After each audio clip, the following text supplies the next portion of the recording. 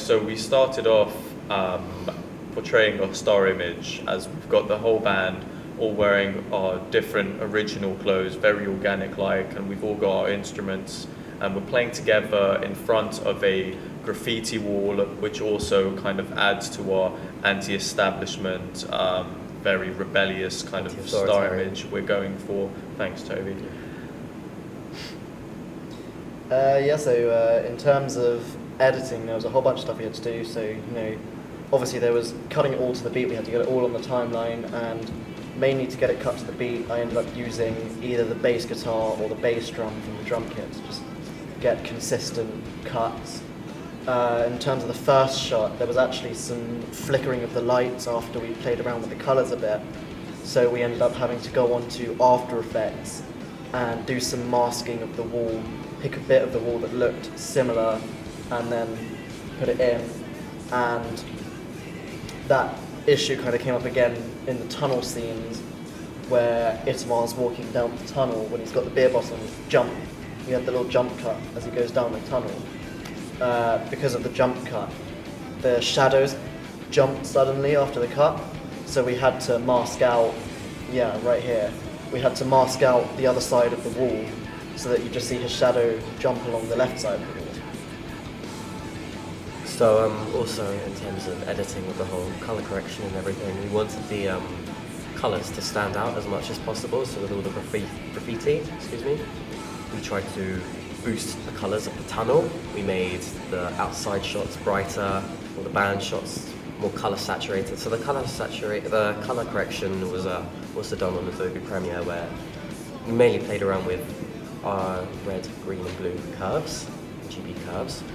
So you get 4 separate charts, one for kind of the master brightness, one for the red, one for the blues, one for the greens, and you kind of tweak all of these individually to kind of boost the reds, boost the blues, boost everything, take away whatever's needed. So in some of the shots, some of them were too blue because of our white balancing. When we were outside, it was wrong. So I ended up putting back some of the blues, boosting the brightness to even out the shot more.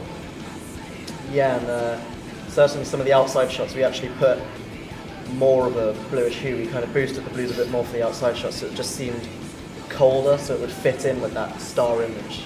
It had to look more natural. The atmosphere of the band, the kind of star image we were going for as the cold, rebellious, anti-authoritarian kind of image. Yeah, and kind of like expanding on the star image, because obviously it's a rock music video, we decided to use a variety of different camera shots that would match those of other rock music videos. So especially close-ups of the lead singer while he's singing, and also getting the medium shots of the whole band playing together with their instruments, just to show that unity and that they're a band together in solidarity. We were able to do that with the Canon adaptive lens camera. What was it?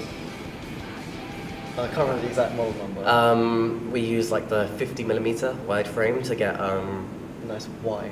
To get in detail wide shots and close-ups of the singer as well. I'll sit here on Itamar, like there where he's singing straight into the camera, some of the guitar shots that close up. And in terms of a couple of frames beforehand, back onto the editing side, some of the effects we used a bit more kind of prevalently, if that's a word, we used a lot of, we used a lot of ghosting, playing around with transparency. So for example, matching like Andrew Goodwin's convention of a relationship between the lyrics and the visuals.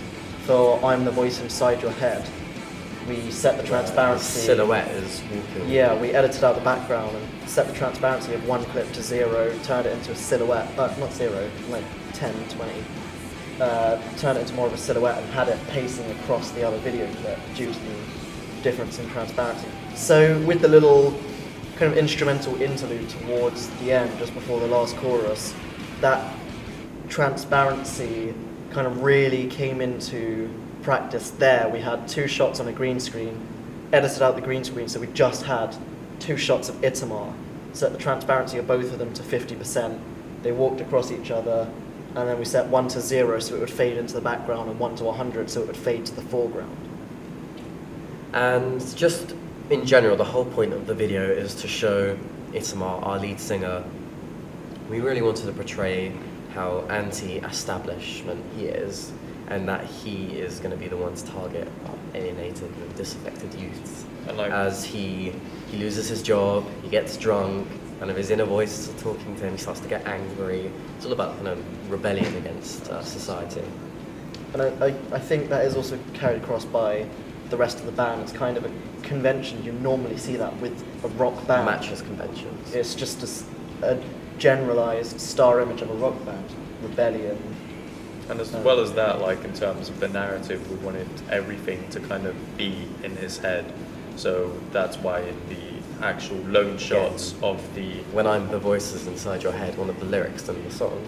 and you can see like the lone shots of each individual band member playing their Yeah, there's no instruments. one else. There's no one else in the shot, which just kind of reinforces that logic and that kind of Yeah, I narrative. think we the wanted to idea we portray. were kind of going for that is it kind of presents them as, in a sense, different aspects of his personality. We see the two warring sides, the smart dressed business side, and then the rock side, but kind of showing each of them individually, it shows like the aggressive, loud drummer, like frantic guitar, bass. It You was find nice and that all calm of and that has an steady. even more underlying subtext, especially when Itzamov punches the mirror at the end. It's actually his inner self coming out as a homoerotic subtext. I think we're done. We are not